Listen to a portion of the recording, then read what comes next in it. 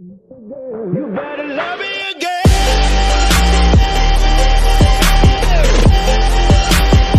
You better love me again.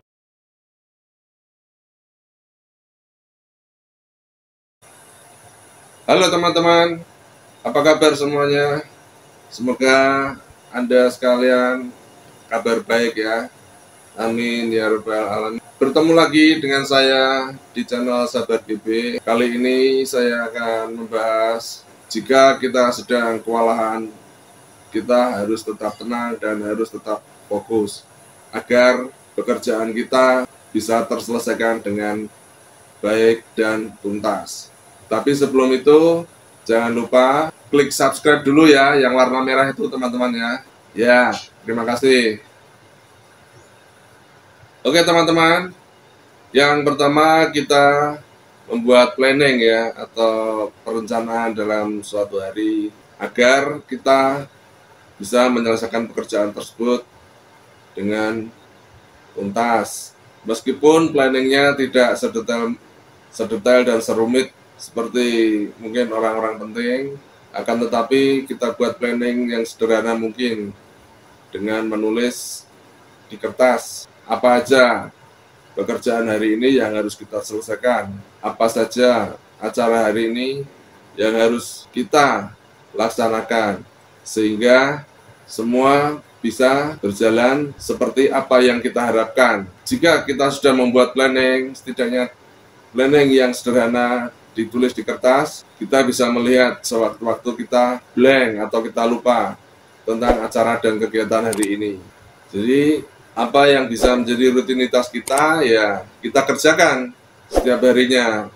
Misal selain bulan Ramadan ya, jadi bulan-bulan yang biasa seperti saya, rutinitas sehari-hari bangun subuh sekitar jam 5, langsung bersih-bersih, sholat subuh, mandi, dilanjutkan sarapan, dilanjutkan latihan ringan di rumah. Itu ada semacam mengayuh, sepeda statis, terus angkat beban. Setelah itu saya lanjutkan kegiatan untuk ngedit ya teman-teman, karena saat ini saya fokus ke YouTube, ke konten. Setelah ngedit kira-kira hingga pukul 12 siang kita makan, atau sebelum makan saya melakukan sholat zuhur, kemudian makan, istirahat sebentar, lalu istirahat. Kira-kira sore sekitar jam 4 saya sudah standby lagi ya, melanjutkan editan lagi hingga malam. Seperti itu teman-teman, jika tidak ada acara keluar yang mengharuskan saya pergi dari rumah. Jadi pertama kita buat planning ya teman-teman, agar kita tidak kewalahan dan kita tetap tenang dan fokus pada kegiatan kita pada hari tersebut. Kemudian yang kedua ya teman-teman, yaitu saya menemukan istilah brain dumping.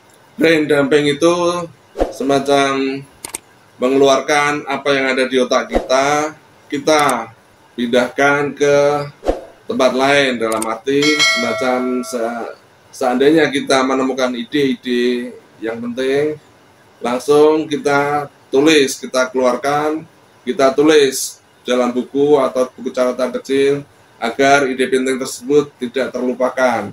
Karena pada umumnya manusia itu mempunyai sifat pelupa, dan itu memang manusiawi ya teman-teman. Oleh karena itu brain dumping ini, atau mengeluarkan apa yang ada di isi otak kita, diteruskan ke kertas, ditulis, itu sangat penting agar apa yang ada di otak kita, yaitu ide-ide kita yang bagus, tidak terlupakan oleh kita ya teman-teman. Itu ya. Kemudian yang ketiga ya teman-teman, saya juga menemukan istilah dalam bahasa Inggris yang namanya flow state, yaitu semacam kita masuk ke ruang tertentu yang betul-betul membuat kita menjadi fokus pada pekerjaan kita. Jadi misal contoh kata seperti ini, pada hari ini saya akan ada acara mengedit video sekitar pukul 9 pagi atau pukul 10 pagi hingga pukul 12 siang. Nah, saya bilang pada istri saya, tolong saya jam 10 hingga jam 12 ini saya mau masuk ke flow state ya, sehingga jika nanti ada sesuatu tolong dihandle sehingga saya tetap fokus ke pekerjaan saya untuk mengedit. Semua notifikasi baik di handphone atau di media sosial yang lain saya serahkan ke istri, atau jika istri juga sibuk saya matikan sejenak sehingga kita tetap fokus untuk mengerjakan editing tersebut ya teman-teman. Karena apa? Karena jika saat kita mengedit, kita saat masuk di flow state tadi yang betul-betul membuat kita fokus, jika ada notifikasi entah WhatsApp, entah media sosial yang lain, terus kita buka, nanti kita pasti lupa kalau kita sudah scroll 1 menit, 10 menit, dan nanti kita lupa pada pekerjaan kita. Dan biasanya itu sudah diteliti untuk mengembalikan mood kita ke pekerjaan kita yang tadi itu memerlukan waktu 25 menit hingga 30 menit teman-teman. Jadi ini penting ya teman-teman, flow state atau kita masuk ke ruangan khusus atau tempat khusus agar kita betul-betul fokus untuk mengerjakan pekerjaan kita. Gitu teman-teman ya. Lalu yang keempat ya teman-teman, kita bisa melakukan tarik nafas panjang. Jika kita sedang kewalahan atau sedang menuju ke arah nervous atau panik ya teman-teman, kita lakukan langkah untuk tarik nafas panjang dan hembuskan pelan-pelan.